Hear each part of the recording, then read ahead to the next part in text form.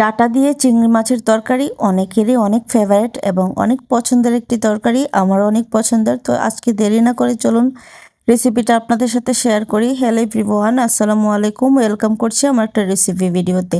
তো এখানে আমি প্যানে দিয়ে দিলাম সামান্য পরিমাণ রেগুলার অয়েল রান্নার, আর এখন দিয়ে দিলাম হলুদ আর লবণ। তো তেলের মধ্যে আমি হলুদ এবং লবণ দেওয়ার পর সরাসরি আমি চিংড়ি মাছটা এখন ভেজে নিব। ভেজে নেওয়ার পর হালকা পরিমাণ ভেজে নেব চিংড়ি মাছটা। খুব বেশি হার্ড করে ভাজবো না, খুব বেশি হার্ড করে ভাজলে হচ্ছে তরকারির সাথে খেতে ভালো লাগবে না। তাই আমি হালকা পরিমাণ ভেজে তারপর হচ্ছে চিংড়ি মাছগুলি উঠিয়ে নিচ্ছি, দেখতেই পারছেন। আর এই চুলার আঁচটা রেখেছি আমি নর্মাল টেম্পারেচার, মানে মিডিয়াম হিটে আর কি। তো এই পর্যায়ে আমি খুব বেশি ব্রাউন কালার করেও পেঁয়াজটা ভাজবো না, মানে মিডিয়াম হচ্ছে ব্রাউন এরকম অবস্থায় আমি হচ্ছে পেঁয়াজের মধ্যে দিয়ে দিব রসুন বাটা, সামান্য একটু পরিমাণ আদা বাটা, একদম এক চিমটি।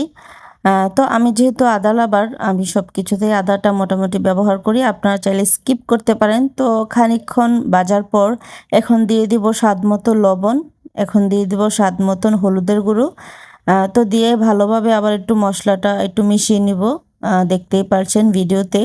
তো একদম লাইট ওয়েট হচ্ছে মশলা এখানে আমি ইউজ করব, এখানে কোনো জিরা বাটা কিংবা এক্সট্রা আর কোনো মশলা এখানে ইউজ করব না। তো এই পর্যায়ে আমি দিয়ে দিলাম সামান্য পরিমাণ একটু গরম পানি, আর গরম পানিটা অবশ্যই ফোটানো ছিল, আমার পাশের চুলা থেকে দিয়েছি।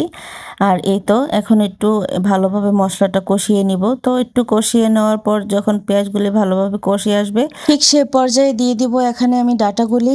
আর এটা হচ্ছে পুঁই ডাটা, অনেকটা ডাটা আছে লাল ধরনের। তো পুঁই ডাঁটাটা কিন্তু খেতে বেশ ভালো লাগে। তো এখানে দিয়ে দিলাম কেটে রাখা 2-3টা আলু, টুকরো আর কি। তো আলুও চাইলে আপনারা দিতে পারেন, পুঁই ডাঁটার সাথে আলুটা দিলে খুব হচ্ছে যায় আর কি, মজা লাগে খেতে। তো এই পর্যায়ে দেখতেই পারছেন আমি হচ্ছে আছে রান্নাটা করছি।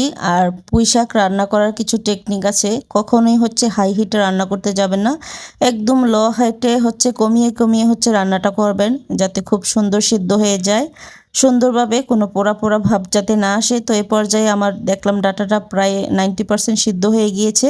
তো দিয়ে দিলাম গরম পানি, আর দিয়ে দিলাম হচ্ছে চিংড়ি মাছগুলি। তো দিয়ে হচ্ছে এখন ঢাকনা দিয়ে ঢেকে দিব। আর এখানে আমি অ্যাডজাস্ট করব হচ্ছে ধনেপাতা।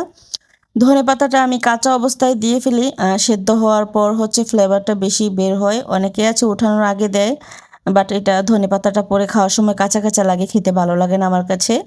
তো দেখতেই পারছেন হিটে অনেকক্ষণ রান্না করেছি, আর তরকারিটা কত সুন্দর কালার এসছে এবং খেতেও কিন্তু মাশাল্লাহ আলহামদুলিল্লাহ অনেক মজা হয়েছিল সেদিন তরকারিটা।